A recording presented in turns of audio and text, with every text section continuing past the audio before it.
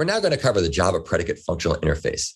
This part of the lesson will describe the structure and functionality of the Java predicate interface and show how it can be used in conjunction with Java Lambda expressions and/or method references.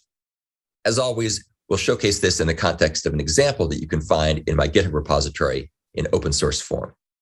This particular example showcases predicate in the context of the Java collection framework concurrent hash map class. In addition, we'll also show how to compose Java predicate objects. So what is a predicate? Well, as with mathematics, a predicate performs a test that either returns true or false.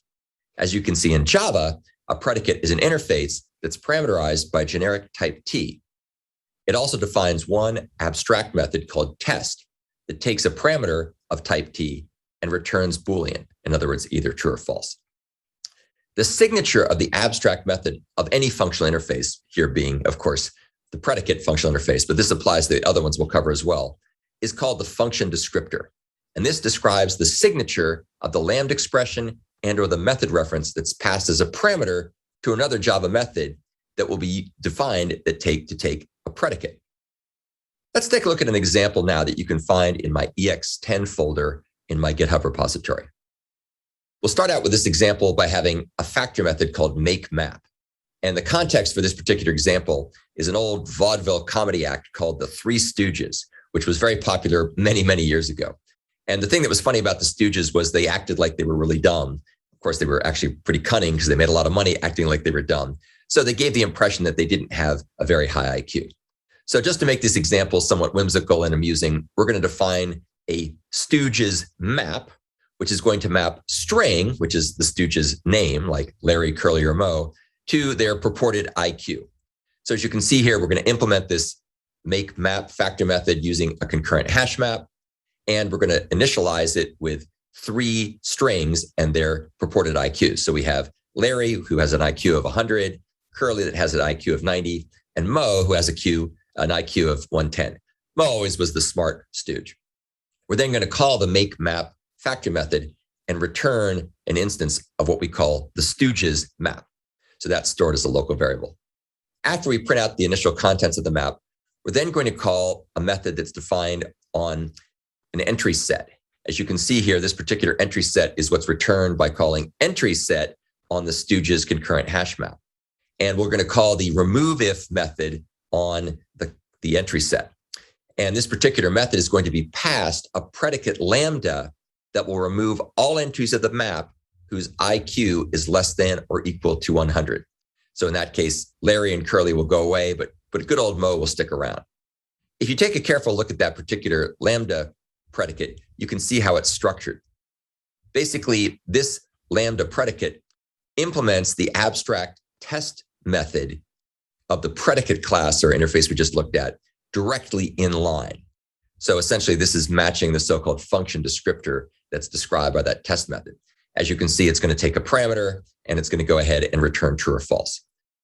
In this case, the entry that we're using here to say entry.getValue is actually shorthand for entry string integer, which is essentially the type that's used in the entry set. So in this particular case, we're going to use that shorthand notation leveraging Java's type inference, which comes with modern Java compilers. You don't have to put the whole type. It's basically the point. Let's now turn our attention to how the implementation of removeIf looks, were you to peek inside the collection source code for Java collection. As you can see, a couple things to note here. RemoveIf is a method. It's called a default method. We'll talk about that in a second.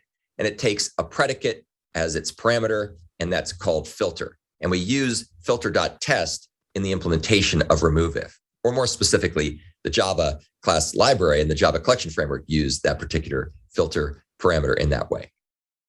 Let's first take a little step back and talk about some interesting syntax that's come in Java over the years.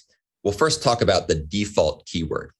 Default methods in interfaces in modern Java, which means Java 8 and beyond, enable the addition of new functionality to the interfaces of libraries in order to ensure backward compatibility and binary compatibility for older versions of those libraries.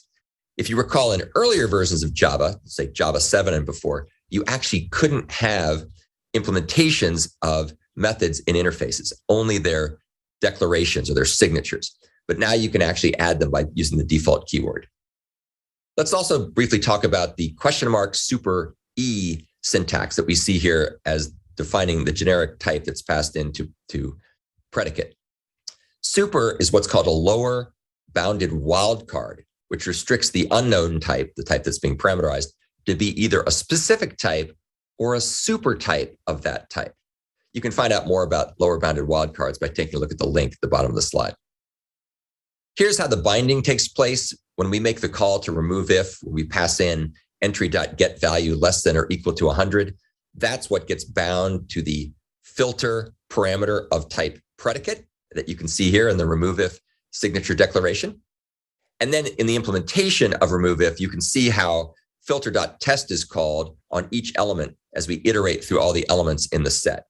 And if you think about this, at least logically, it's as if we expand that Lambda predicate so that it says if each.next.getValue less than or equal to 100. It's kind of what is going on when we have that binding.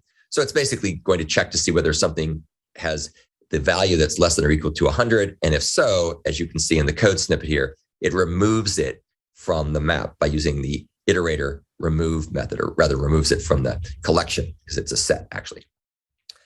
Let's now turn our attention to composing predicates. So it turns out that it's possible to compose predicates using and or methods. These are non-abstract methods that are defined as part of the predicate interface. And you can learn more about them by reading the link at the bottom of the slide. Let's take a look, however, about how we're going to use these methods. We're going to focus here exclusively on the and composition method. And what we're going to do is we're first going to define two local variables, one called IQ and one called curly.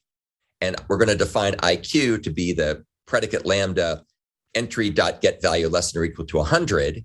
And we're going to define curly to be the predicate lambda entry.getKey.equals the string curly.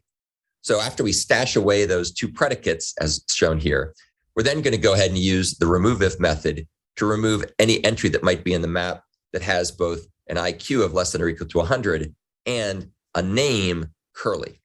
So this gives you a sense of how you can define predicates, in this case, by using different parts of the map, and then compose them together in order to make composite predicates that can be used to do more complicated ways of removing items from the map. So that wraps up our discussion of the Java predicate functional interface. It's a very fundamental interface that's used through lots of other parts of Java.